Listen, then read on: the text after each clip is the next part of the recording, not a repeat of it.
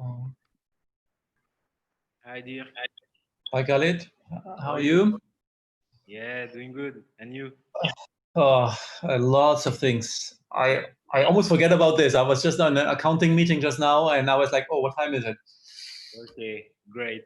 So we are just waiting for Madame Simone Ho, and we will start. Okay, dear? Sure, sure.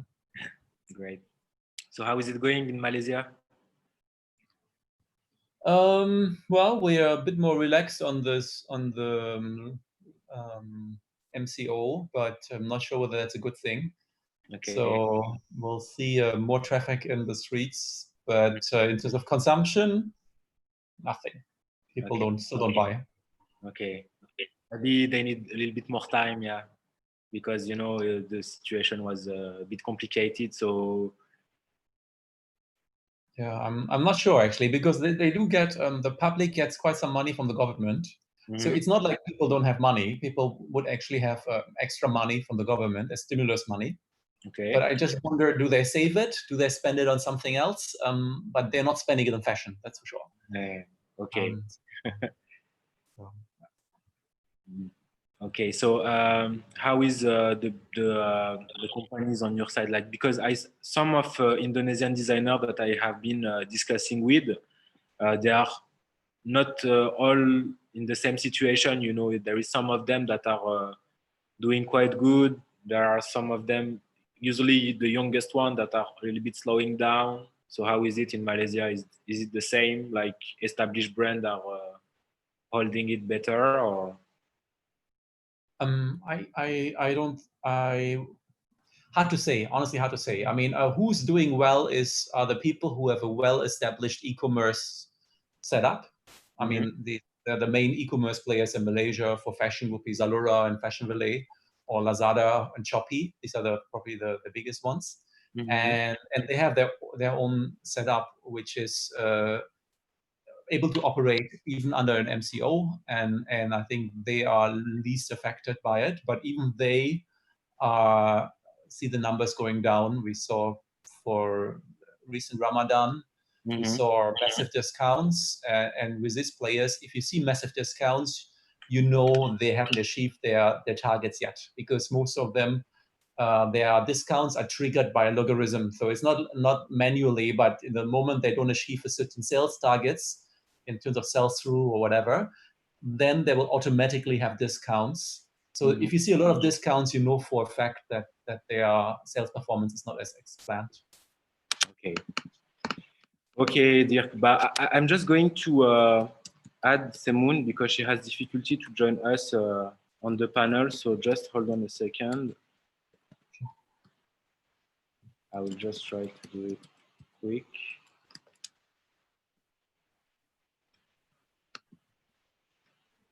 Right. So I think she has not received my email.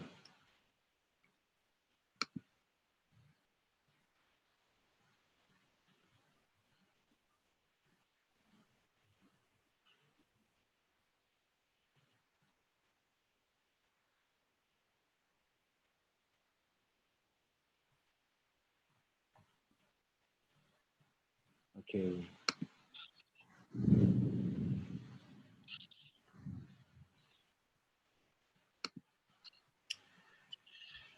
Just hold on a second.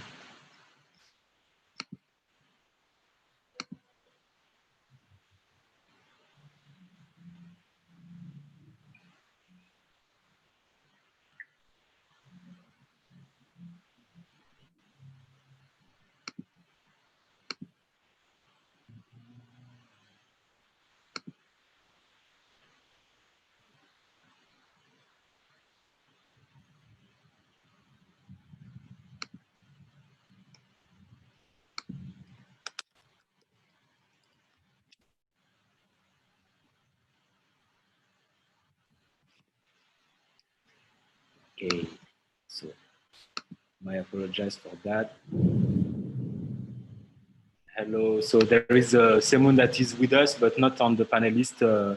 So we will start, Dirk, while I'm just waiting for her email to add her in our panelist. So I will introduce you, Dirk. So Dirk, you have been starting your professional career as a banker in Germany for the Commerce Bank. Yeah.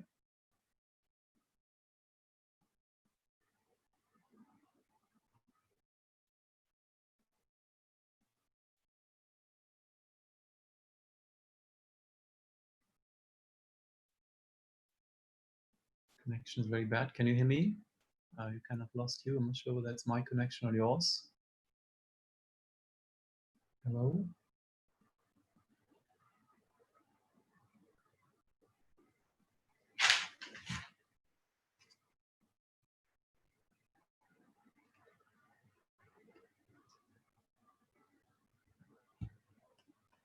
Hello, hello?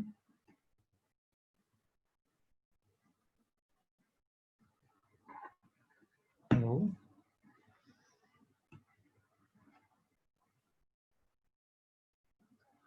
I think Khalid's connection got cut off. How's everybody there? Can you hear me?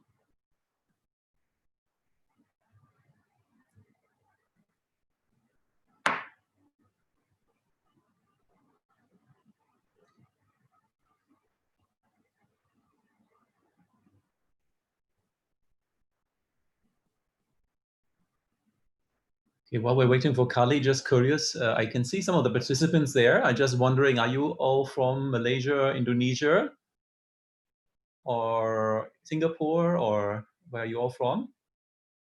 Feel free to write in the chat window some comments.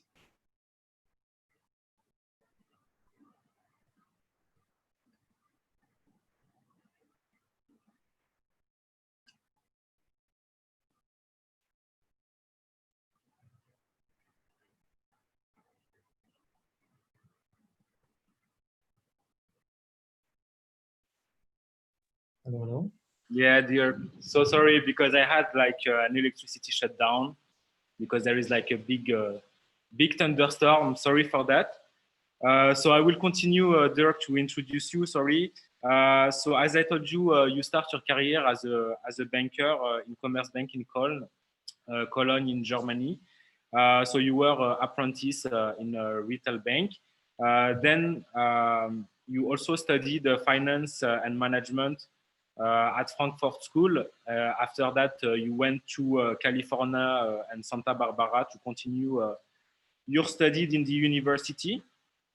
While you were studying in your university in California, you still continued your career in the bank sector. So in Frankfurt, in the headquarters of the Commerce Bank for the corporate banking division. And since 2005, you are settled in Malaysia, where you are the group CEO of Melinda Louis Group. And during these 15 years, you have been working in the fashion industry in Malaysia, and you have created several brands, varying from couture brands to also organic cotton basic brands and Muslima wear labels. After that, your 360-degree approach in management make you a great CEO for that. And you understand trade and design, production, marketing and distribution as well. So that's why you took the position also at Melinda Louis. And so I have like several questions that I wanted to ask you, Dirk, while trying still to connect with Madame Simone Ho. So the first question will be how will Southeast Asia fashion brand have to collaborate to make Southeast fashion industry go at an international scale and grow bigger to can compete with European brands that are nowadays holding the market. So what is your point of view on that, Dirk? Yeah, we're having a big community in Southeast Asia. It's a big amount of people, very young people, who are now being targeted more and more by international brands, as you know. It's not only China when international brands go to Asia, but Southeast Asia becoming more and more a place where these international brands wants to go. So that will definitely put a pressure or more pressure on us here in Southeast Asia. And as you suggest, what can we do together? I think in the past, the problem was actually that we did not do things together. Every country by themselves, they created their own fashion weeks, their fashion trade shows, and so on, and each wanted to become the hub in Southeast Asia. And some done it more successful, some done it less successful, but everybody had that goal to say, okay, we in Malaysia, we in Indonesia, we in Singapore, we in wherever want to be the hub. Which I think is not very realistic, because if you look at the international fashion schedule, which is now getting smaller even, you know, the latest movement of rewiring the fashion is targeting to have less showings and less events. So it's not very realistic to think that international buyers, when they come to this part of the world in Asia, that they will go to Malaysia, Singapore, Indonesia, and everywhere. They'll probably only want to do at the most one stop. And I think that could be the opportunity of Southeast Asia coming together and say that stop could be 1 year in Malaysia, 1 year in Indonesia, 1 year in you know, where you name it. So that could be something, one thing I think which we could do when we come together and say, okay, we're putting Southeast Asia on the map, on the fashion map, but it has to be a joint effort. It cannot be, okay, we're only doing it in this country, because then people most likely will not come, because it's not significant enough for them to make a stop. Okay. So another question, because yeah, I did some research in the frame of fashion division activity on Southeast Asian fashion market, and I noticed that it is famous for its mass producing of clothes for global consumer brands, and it's also becoming a huge market that is also fast growing. So how do you think fashion brand in Southeast Asia can also be part of this growth without having to compete with European or American brands? So what they need to do? I think it's very important to really know what you want to do as a brand. I mean, are you targeting to play within your domestic market, or are you targeting to maybe go regional, or maybe go to like internationally to Europe, US, or elsewhere? I think it's very important for brands to have a clear idea what they want to do, and to go internationally might not be the best idea. Especially in this current environment. But even before that, I mean, I've done trade shows in various places around the world. And it always opens your eyes when you walk into a trade show hall and there's hundreds of other brands from dozens of countries, and you're just one of them. And this is just one of dozens, if not hundreds, of trade events which are happening. So for our company, we have to made the step a couple of years ago to focus more at the domestic market, focus more at the market we are strong in. We have a customer base, we have a network, and I think that is more and more going to happen, especially with COVID and similar potentials that's happening. That people look domestically, and also consumers actually they want to spend more and more domestically at the moment. Buy local, I think that's a global move, but everybody supports, of course, their own economy.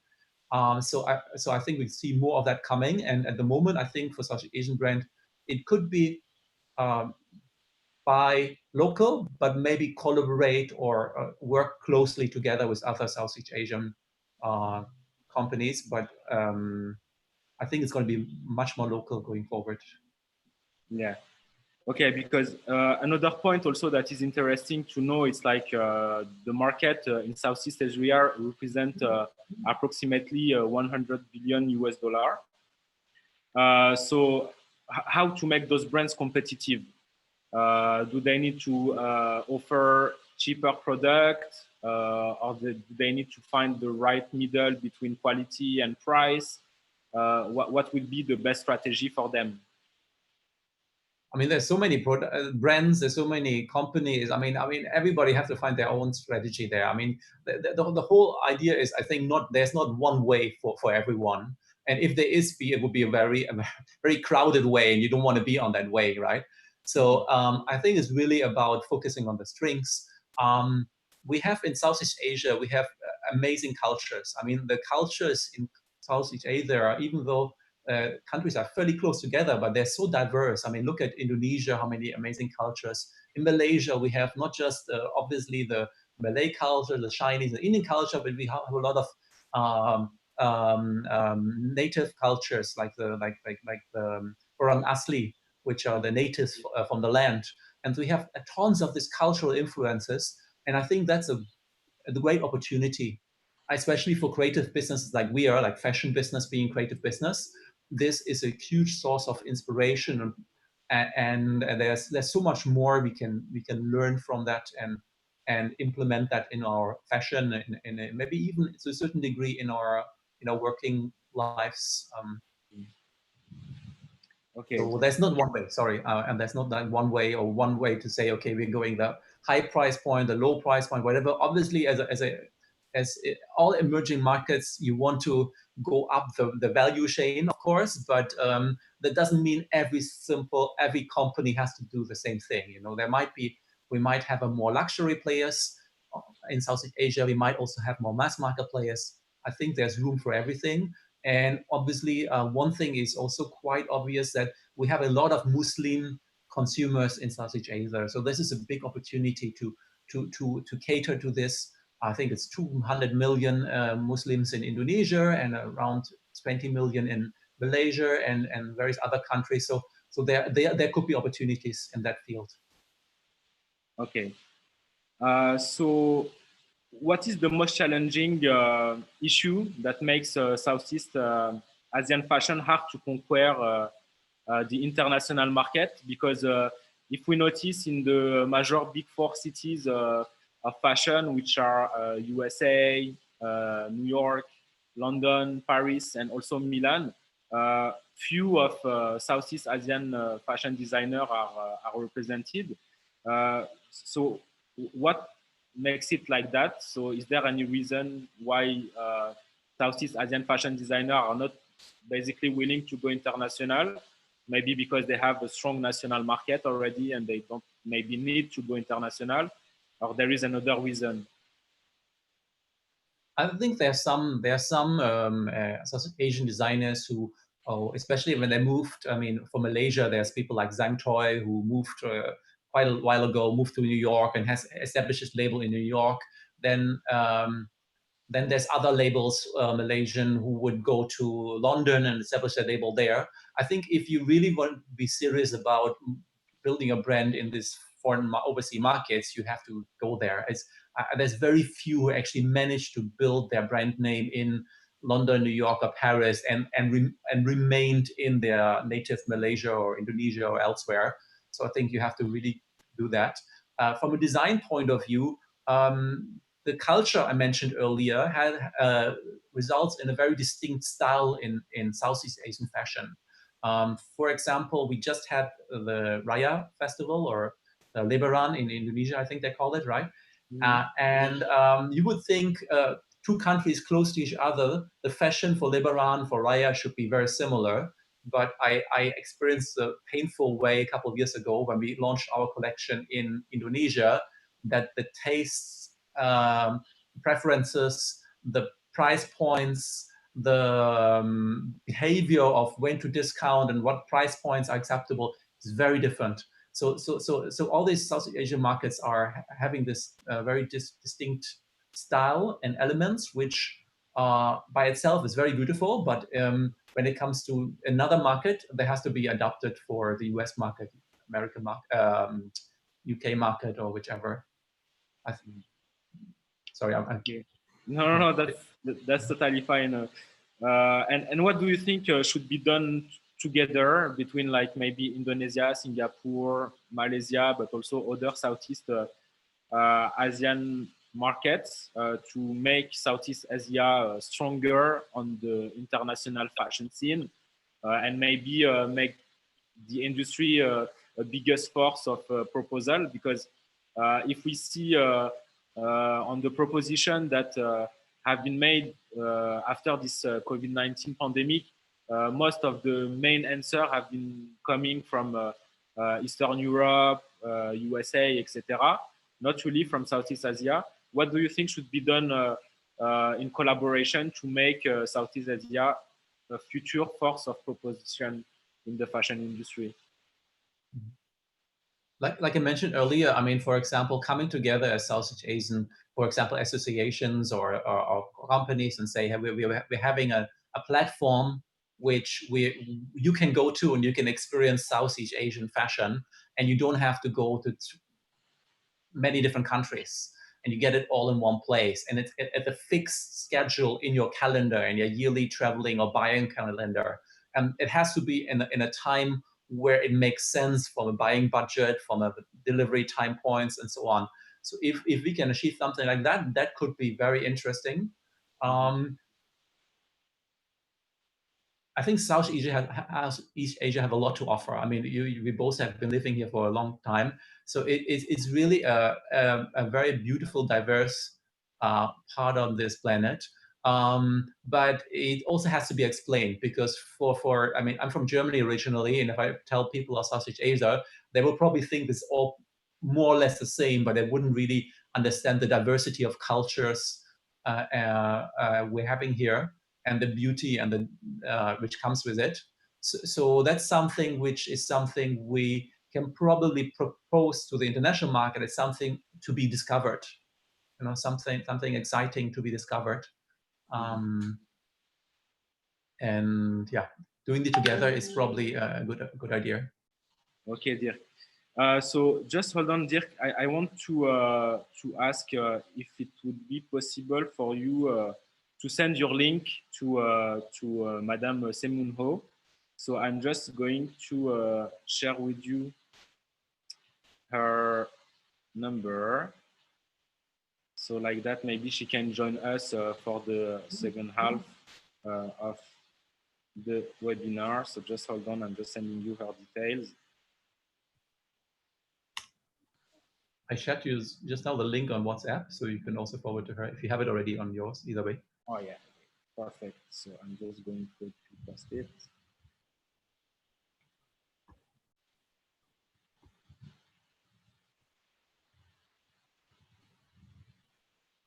Okay, so already, so hopefully she will be able to join us soon. Okay, so to continue on that, Dirk, I will of course after re-ask the question to Miss Simone Ho, because she's the CEO of TAF, so the Textile and Fashion Federation of Singapore.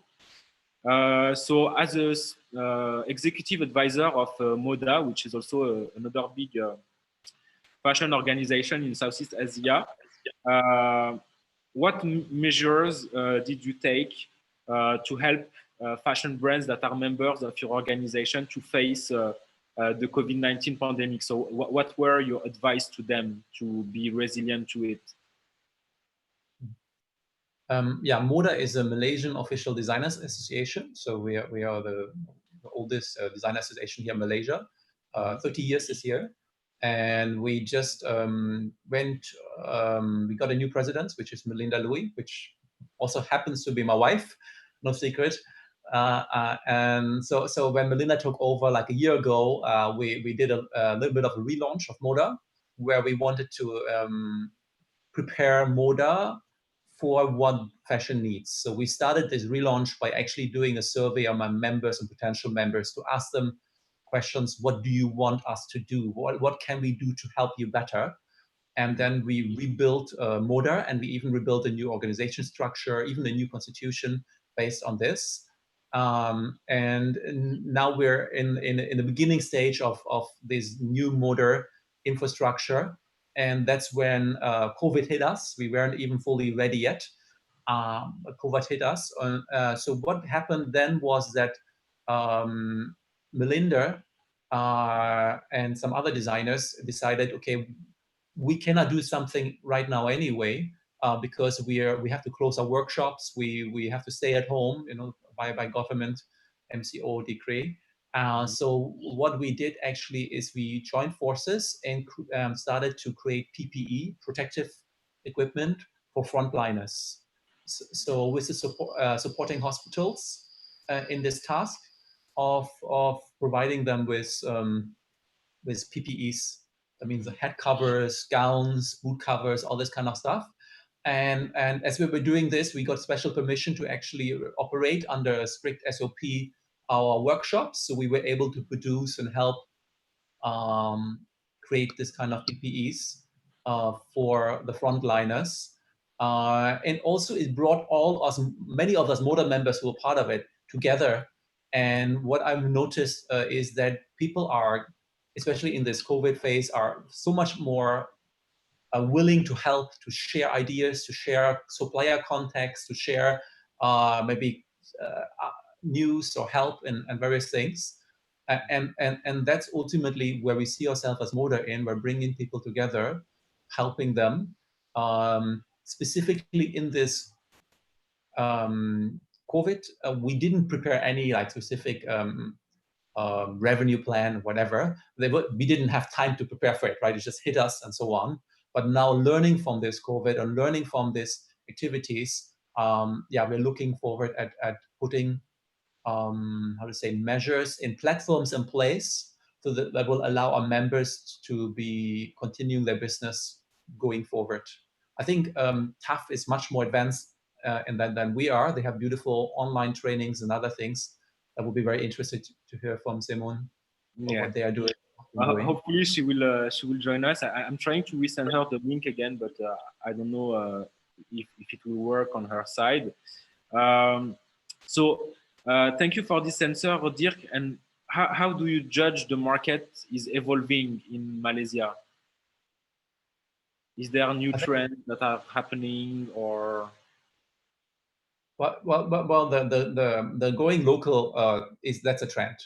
I mean, globally, we see fashion to a kind of a rebirth of sustainability, which is great, fantastic. We'll see obviously a health trend. If you look at purely sales numbers, I mean, the yoga brands, the health brands are doing fairly well, much better than others. Obviously, in the category we are in, which is a bit more in the occasion wear, which could be like for your weddings or for your evening events, we are probably most affected right now due to the MCO and there's no events, and so hence you don't have to dress up. I think overall it will still be a tough year, and it's not going to change so soon. I think we all realize we have to get to live with it. We have to adjust for that. We see currently things like we did it, and other brands did it. Lots of fashion designers do it. They do face masks right now as a new thing. But whether there's a long-term solution or not sure. Whether the PPE I was mentioning earlier, whether that's a long-term solution for fashion to look into as an alternative revenue, also not sure. It's for us, it's a lot of trying out, trial and error, and always have a plan B and plan C. Okay. And how do you anticipate the consumer habit will change? Like, do you think they will, as you were telling me at the beginning, they will save their money to maybe focus on consuming other type of product, delaying a little bit fashion, or do you think they will come back to fashion somehow at one point? Hello, Simone. Hi, how are you? Hey, I'm very fine, thank you. Yes, so sorry for that, for this technical issue. Yeah, no worries. Dirk, Simone, so I already start with Dirk, but I will introduce you as well, Madame Simone Ho. So thank you for being with us. So you are the CEO of TAF, the Textile and Fashion Federation of Singapore. So you have joined TAF in 2018. Prior to that, you were with SG Tech as a CEO as well, and you stayed there for 11 years. Before joining SG Tech, you were also working for Singapore Infocom Technology Federation and as a general manager for Caliper, an HR consulting organization in their headquarters that is based in Preston. You also worked with Motorola, so many big companies, Motorola Electronics, for 10 years, during which you headed functional roles such as business operation, strategic planning, but also product marketing for the mobile device business in Southeast Asia. And then you are also appointed regional director of the Southeast Asian accessory business, C accessory business, which you grew exponentially. So thank you, Simone, for being there. So I have started with Dirk approaching a little bit the fashion industry in Southeast Asia. So I will come back to you. But the question that I was asking Dirk just before you joined us was how the Southeast Asian fashion market have evolved after this COVID-19 pandemic, and how the consumers' habits have changed. Because as Dirk was telling us previously, consumers are now saving, maybe not really consuming in fashion. So what do you think of the situation and on the market situation? Sure. First of all, thank you, Khalid, for having me. Hi, Dirk. I was watching all the conversations going by, and some of the points that Dirk had mentioned resonates with us. So I look at Southeast Asia, and obviously ASEAN is a huge part of Southeast Asia. In terms of development of fashion, Southeast Asia or ASEAN countries, particularly countries like Indonesia, Vietnam, Myanmar, even Cambodia, they have gotten into quite a fair bit of production of the fashion products. There's a lot of production in this particular region. In terms of design, because they have an ecosystem, it is quite it's very conducive for their local designers to start working on designs because they have production that's back home. So if I look at the industry for at least what I've seen since I joined, I felt that some of the countries like Vietnam, Indonesia, for example, Thailand, they definitely have grown in terms of the fashion market as well. That would be my take. How is COVID affecting it? I think we all know e-commerce suddenly becomes the next cool thing, right? We have been talking about e-commerce, but suddenly everyone realized that if you want to sell something, when everybody is locked down, you need to have a digital presence because without which you can't reach your customers. So I think that is one of the biggest pivoting point for a lot of the designers who have been doing their own designs at home, and they have been depending on their own clienteles, suddenly realize that is no longer enough. They do need a digital outreach. Okay, and Dirk, how do you see the mentalities evolving in the consumer mind? So to come back to your answer. Well, if I don't know how it is in Indonesia and Singapore right now, but Malaysia we are mostly back to work, but also there's restrictions where there might be only a certain people going certain days to work, others other days. So we don't meet so many people. We don't go out. We don't have occasions to dress up. There's no wedding. There's no events. There's nothing. So there's much less opportunity to dress up, and there's also no need. Hence, why do you dress up? Because you want to look good for occasion, maybe, So there are less occasions, and I think Moody's classified fashion industry as a high impact industry that puts it on the same level with hospitality, tourism, and so on. So I do feel that, I do see that. There's some small brackets which are not so affected, like I mentioned earlier, like the health sector, like yoga clothing or exercise clothing or basic tops to wear at home. But otherwise, I think we're all seeing quite a significant impact. And this Raya was definitely one of the worst Rayas businesses we have seen for as long as I can remember. Yeah, the same in Indonesia as well. The consumption has drastically dropped. So Simone, I wanted to come back to one question that I have asked Dirk previously regarding on your side, what do you think should be done in a regional scale in Southeast Asia to make maybe Indonesia, Malaysia, Singapore more collaborative in the future to develop a strong Southeast Asian fashion industry? And what like to be done actually collectively to make it going at the next level?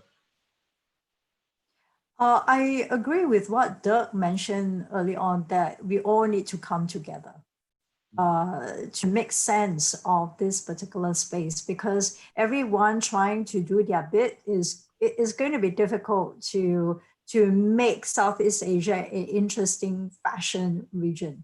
So coming together, playing on each country's role and strength would help to make this region a much more interesting space for the fashion industry. Okay, so also for the past decade, Southeast Asia have been known as a mass producer of fashion garment, not really sustainable. So fast fashion was the model that most of the brands were selecting, comparing to slow fashion. So one question I wanted to ask to both of you, it's how to transform this business model to come back maybe to slower fashion or more sustainable fashion, and how to do it without impacting socially all those economies that are depending and that are living on mass production. What do you think about this point? I will start with you, Simone. Oh, okay. I feel that with the COVID, it helped to reset some of the thinking, because people suddenly, at least I felt that they are more environmentally conscious. And when people are a bit more environmentally conscious, they tend to want to do more right things. For example, be a bit more conscious about the choice that they're going to make of the fashion pieces that they're going to buy. During this COVID lockdown, people start to realize that I don't need to buy so many pieces of new clothing, because they are more essential things. There are more meaningful things that people want to embark on. So with that kind of landscape, that kind of backdrop, chances is that people start to say, I actually don't need so many pieces, but for every piece I put in, I want it to be more interesting, more unique, more environmentally friendly. So that can be one of the possibilities that evolve out from this situation. Okay, what do you think about it, Dirk? How do you think can the ecological transition be lead to change the business model that many Southeast Asian countries have developed for many years? So the mass production of fashion garments for the local market, but also for international markets, and how it is really important as well to keep the cultural identity of each countries. Do you think it's possible to have this change in the mind of fashion producer? I think we'll already saw it before COVID. We saw all the big fast fashion companies, whether it's H&M or Mango or Zara, they all did their commitments with a clear timeline to their sustainable fashion goals, whether they want to stop using conventional cotton and use organic cotton, or whether they want to be carbon neutral and so on and so forth. There's obviously some front runner like Stella McCartney and so on, but even the fast fashion brands did announce and put timeline to it. And ultimately, if these huge manufacturers are putting these timelines to it, that means the infrastructure, the ecosystem will be adjusted to it. And I think that's a much more bigger impact than even the current rebirth of thinking sustainable from consumers is, I think it's coming together. But we already saw that before COVID, even that there's a first push thanks to this global players putting this into their agenda. Now the consumer on top accelerates the trend, so to say. Yeah, the local cultures, I really hope that it can be preserved as much as possible, because they are so precious here in Southeast Asia. I mean, I'm only living here 15 years, but it's really amazing what you can discover in all these countries. So and I believe also that is something where people tend to go a little bit back to their roots. If you look at the Raya fashion as an example, we've seen in the last couple of years a trend back to more traditional cuts, traditional motifs. So I think this is clearly a trend right now where people actually want to go back more to their roots. They want to reflect back more on their cultures and want to wear something which is a bit more traditional. Okay, and as you also have seen in your countries, many workers have been impacted by this crisis. So many workers have lost their jobs, putting the question on the inclusivity in fashion industry. What measures do you think should be taken to make this industry more inclusive? Either from new talents coming out from school each year, or of those workers that are now jobless? Good question. Very good question. I don't have an answer to this. I just maybe just a thinking point is that if you go to US, UK, France, you will actually see the designers actually being involved in the sewing. You study fashion, you're involved in the sewing, the whole garment making, and so on. When you come to Asia and Southeast Asia, the designer is drawing, and then there's like 20 people doing the pattern, doing the sewing, and so on. So maybe it we might be seeing something where, but we don't have this clear hierarchy where there's a designer and pattern maker. So maybe it's a bit more coming together, maybe smaller setups and less separated labor, separated steps, and hence a more holistic approach to creating a garment, which also would mean more skills. That's possible, of course, only if we're going higher price points and higher value creation. Yeah, exactly. Maybe we can see a small trend in that direction as well. Okay, Dirk. And you, Simone, what do you think about it? How to make the industry more inclusive? Okay, the word inclusive itself is really very broad. It could range from, we talk about age and different race and different hierarchy of the social culture, the social hierarchy as well. I guess that in terms of having the opportunity to produce things from design all the way to production, with automation and now with the push for environment, they may be the way that the structure of the ecosystem can evolve, whereby the supply chain can be shortened. And because if it's shortened, then the people that is involved at each and every part of the process itself can be involved differently from what it is today.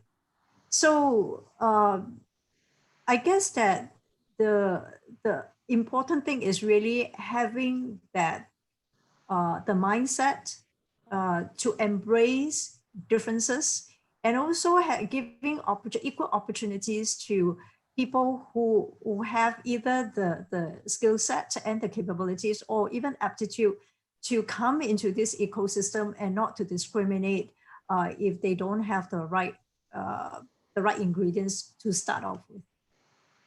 Okay, and to come back on your organization, so TAF and also MODA for Dirk, but also the group that Dirk is managing. how do you promote those 2 points of sustainability and inclusivity to your member? Is it in your politics? Is it in your agenda to push your members to go in that direction? Doug, you want to start off? Sure. Obviously, actually, with a new MODA, which I mentioned earlier, it's all about that, actually. It's about diversity and inclusivity. Because previously it was a little bit elitist. It was very hard to become a MODA member and the top of the top. But when Melinda took over, she said the first thing was, I want to bring people in. I want to include people. So inclusiveness is the number one thing. So now you can be a student, fashion student, and you can become a member of MODA. You can be a hairstylist or a makeup artist and become an associate member of MODA. And because ultimately the fashion industry is so diverse and so broad, we need each of these players. I mean, how to do a fashion show without models, how to do a fashion show without hair, how to do a fashion show without makeup, how to do it without the stylist, how to do it without the seamstress who sew it and the fabric supplier who provide the fabric, and so on and so forth, right? So I think inclusiveness is really, really, really important. And I think we had it all the time in the fashion industry. But yeah, we were trying even more so now by putting people together and connecting them, and then ultimately building eventually platforms, which could be also online then, and to help them to do it even in a COVID situation. Okay, Simone, can we have your thoughts about that? So, okay, there are two parts to your question, sustainability and diversity. So on sustainability, it has always been one of TAF's key focus. But again, this is such a broad term. Sustainability, it means very different thing to different people. And just having even using organic ingredients or material does not necessarily mean that your product is actually sustainable, because the way that it's been dyed and all that. So it's really very complex in terms of sustainability. So what we want to do is just to take a very, very baby step to create better awareness of what sustainability means. What are all the areas that will affect sustainability? So we are taking a very baby step at this point in time to just raise the awareness of sustainability. The second thing on diversity, interestingly, what Melinda does is what we are doing as well in Singapore. We had just changed our constitution to embrace a broader ecosystem, not just the manufacturers and the designers, but like what Model is doing, we are going to embrace the stylists, the models, the KOLs, because fashion itself is not just about apparels. It is an interpretation of personality, and it takes the entire village, the entire ecosystem to make sense of the industry. So similarly, we had opened up, in fact, just opened up our membership to a very diverse group of people that will make sense of the industry. Yeah, so very similar to what Melinda has done as well. Okay, great. And do you think in the future, Southeast Asia fashion industry, so combining, of course, all the forces of Southeast Asia, including Malaysia, Singapore, Indonesia, but also maybe Philippines, Thailand, etc. Do you think Southeast Asian fashion industry can become one day a leader in how we transform the way fashion industry work? It's Do you always want or should? always the leader question, right? Yeah. Sorry, Simon, you want to answer first, or I? Okay, I can give it the first shot. I think if we look at the current paradigm, if we say, can we become a fashion hub like the Europeans, like the Paris, like the Milan, and with the New Yorkers, I think if we compare ourselves in that paradigm, I think it's going to be a long shot. Why? Because they have a much longer legacy and history ahead of them, or behind them compared to what we have. But that doesn't mean that ASEAN or South Asia does not have rich culture. We do have rich culture, but the way that we have embraced and the way that we respect this craft is kind of different. In the European countries like the Paris and all that, they are doing a much better job in putting value in the craft. But I think that's where we could do a better job coming together to create those values in the craft, in the design, in the work that South Asia has, because it is so rich in culture. It's really not any lesser compared to the Europeans and the New Yorks and all that. But we just need to change the paradigm, the parameters that we look at a fashion hub. That would be my 2 cents. Okay, Dirk, what is your opinion on that? Yeah, I agree. The question, maybe the question is not the right question whether we have to be a leader in competing with them head on, but as Simone said, but why not we find our strengths and focus on our strengths and become create our own category in that sense. You know, why go into a red ocean if there's maybe a very big blue ocean we're sitting at? Absolutely, yes, correct. Okay. So regarding the digitalization now of the fashion industry, so we have noticed all of us the cancellation of many major events, major fashion shows in the fashion industry for major brands as well. Do you think the fashion industry is going to be fully digital, and do you think it's a good thing for the fashion industry to become 100% digital? Dirk? It's always an extreme. First, it's not digital. Now it's 100%. I don't feel the need for going the extreme. You know, the reality is always somewhere in the middle. You know, and there are certain brands which might be 100% digital, and there's certain brands who will just refuse the digital, and there's a lot of brands in the middle. I think that's the reality, and that's part of your business model. That's part of the brand identity, and you have to figure out your spot where you're sitting there. But yes, the majority will be digital. And I think the retail of the future is kind of digital built in. So that your store, it becomes automatically a fulfillment center or like an online display. Your customer service will be sitting in the store and at the same time doing for the retail customer as well as for the walk-in customer and so on and so forth. So there's a blurring of lines as well. I absolutely agree with what Dirk says, because at the end of the day, fashion relates to, it's very personal, right? It's very personal because it expresses who we are. And we wear fashion because we want people to see who we are, because it's our skin. Therefore, fashion itself is a very social related, and so is shopping, right? So retail itself will continue to, at least in my view, it will continue, but the format of retail probably there will be a lot more digital engagement, a lot of digital interactions, the way that you are being serviced and all that. It will change, but it will not go away. At least that's my humble view. So maybe like a mix, and as Dirk said, the just middle between a part that is still physical and another part that is the digital, because fashion industry is based on interaction between human, you know. So some voices are telling that the digitalization of the fashion industry can be also a danger for jobs, for many things. What do you think about that? Do you think it's a threat or it's an opportunity?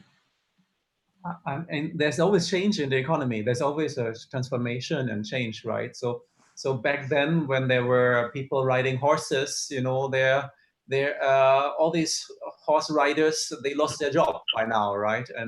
And nowadays you have taxi drivers, and maybe in the future it's all self-driven cars, and you don't have taxi drivers anymore. And the same as in any field in any industry, there is innovation, there is a change. There has to be some, some retraining, some adjustments. But the risk is supposed to stand still and not react and adjust to it. Digital is an opportunity, and but it's something which is not going away, which is going to grow. So to ignore it would be foolish. And also to just blame digital for the death of retail. It's just a progression, I would say. So can you blame it for progression? And if there's still some people who want retail, they will be there, but it will be probably less and less. Okay, Simone, what is your opinion? Yeah, in today's context, it's all about adaptability, retooling ourselves, because things are moving so fast. What we really need to unlearn some of the things that we have learned, and then relearn some of the things that we need to deal with because of the new landscape. So digital is here to stay. Is going to get even more pervasive, especially after COVID-19. Even the older generation, they are adopting, they are learning. So the only way to go about doing things is really to relearn and with continuous learning, so that they can be relevant and current to the situation. Okay, and regarding TAF and MODA, so I will come to your organization now. What is the plan that you have been established? What is the vision at the short term to face this pandemic? What are you daily sharing with your designer that maybe you could also share with the person that are attending with us today? Do you have like any politics that you are trying to put in place?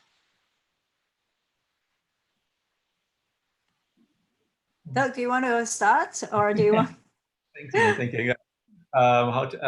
So to be frank, as I mentioned, we relaunched Moda. So there's a lot of things. We announced our roadmap. We have a lot of things in the pipeline. But to be really, really honest, this COVID hit us by surprise, as did any other people. So many things we have in the pipeline we haven't even rolled out yet, and there will be delays in us delivering all these services and ideas and projects to our designers and to our members.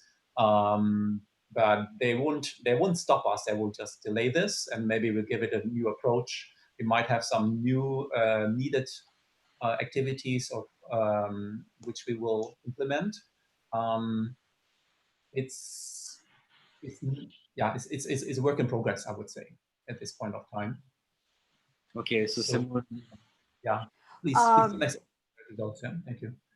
We like model that I think being an association, you just need to continuously need to provide values and all that. And one of the programs that we launched 2018 is called the Bridge Fashion Incubator. We have our first cohort recruited in 2019. We started working on the program on 2018 and we launched it in 2019.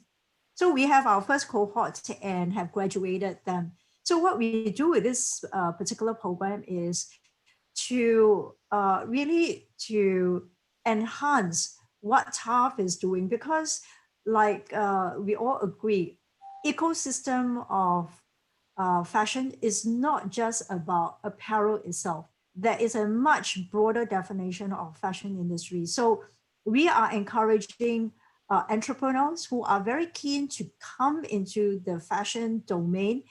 They may be in technology, they may be in sustainability, they could be in supply chain, design of textiles and all that. We have come up with a program that help them to see how they could scale their business and do better. And how can we then connect them with people like yourself, Khalid, and Dirk, for example, to go into the various markets. So this is a program that we have been working on, and we have just started calling for the third cohort. So if any of the guests who are listening in who is keen to know more, about this program, do check us out.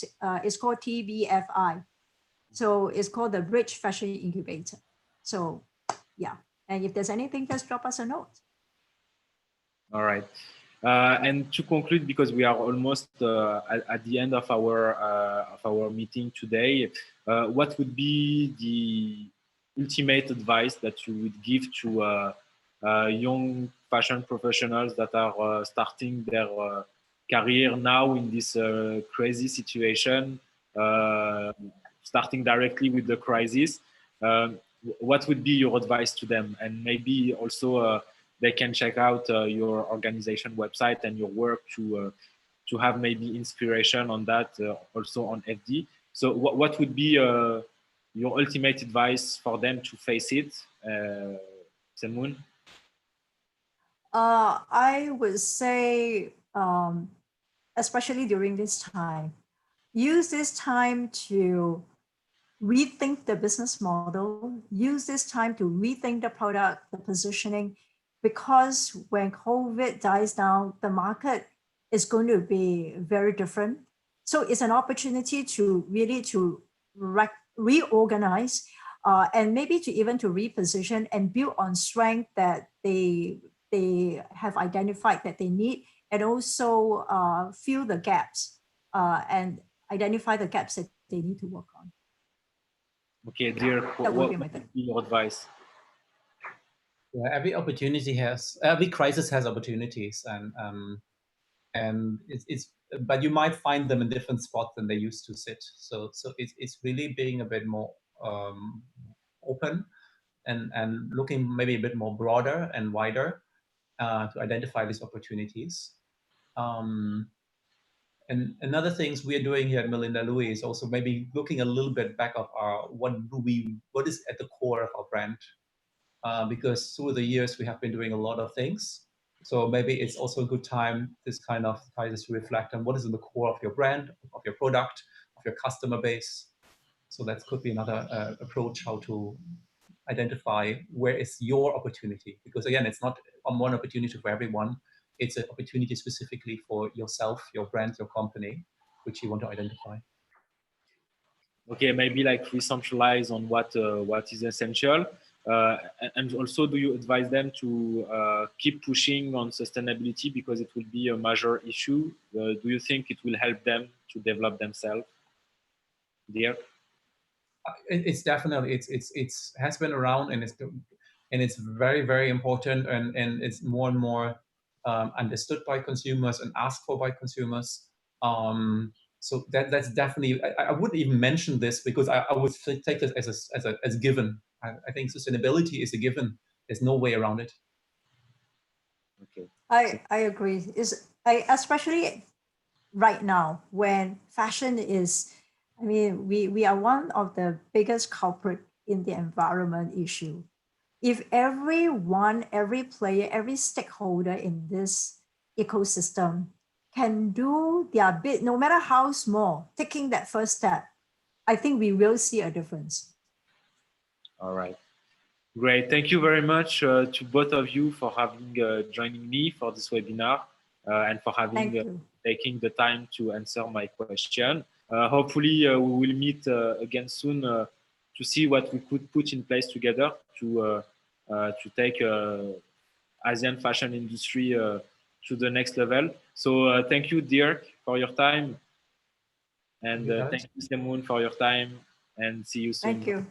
Bye-bye. Bye. Bye, Bye-bye.